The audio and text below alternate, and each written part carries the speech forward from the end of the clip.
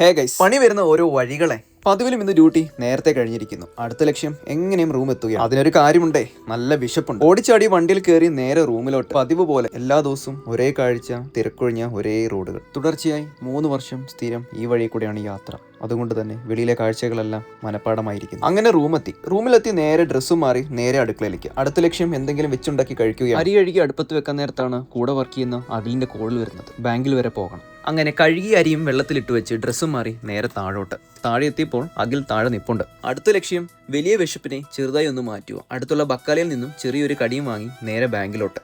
താമസ സ്ഥലവും ബാങ്കും തമ്മിൽ കാൽനടയ്ക്കുള്ള ദൂരം മാത്രമേ ഉള്ളൂ. പതിവിലും വ്യത്യസ്തമായ വഴിയിലെ കാഴ്ചകളും കണ്ട് നേരെ ബാങ്ക് എത്തി. ബാങ്കിൽ നല്ല തിരക്കുണ്ട്. ഏകദേശം 1.5 മണിക്കൂറോളം ബാങ്കിൽ ചിലവഴിക്കേണ്ടി വന്നു. അപ്പോഴേക്കും സമയം 11 മണിയായിരിക്കുന്നു. വിശപ്പിന്റെ കാഠിന്യം ഇപ്പോൾ കൂടി വന്നുകൊണ്ടിരിക്കുന്നു. റൂമിൽ ചെന്ന് ഫുഡ് ഉണ്ടാക്കി കഴിച്ചിട്ട് കിടക്കുന്ന കാര്യം ഇനി നടക്കുന്നതല്ല. പതിവിലും അന്തരീക്ഷത്തിൽ നിന്ന് ചൂട് വളരെ കൂടുതലാണ്. അടുത്ത ലക്ഷ്യം എന്തെങ്കിലും ഒന്ന് കഴിക്കുക. വരും വഴിയെ കണ്ട മലയാളികൾ നടത്തുന്ന ഒരു കടയിൽ കയറി നല്ല ദോശയും സാമ്പാറും ചട്നിയും കൂട്ടി പതിവിലും ഫുഡ് ഇന്ന് നന്നായിരിക്കുന്നു. പതിവ് പോലെ വയറും നിറഞ്ഞു, മനസ്സും നിറഞ്ഞു. തിരികെ റൂമിലോട്ട്. അടുത്ത ലക്ഷ്യം ഉറക്കമാണ്. വൈകിട്ട് നേരത്തെ പോകണം. അപ്പോൾ ഫോളോ ചെയ്യാൻ മറക്കല്ലേ.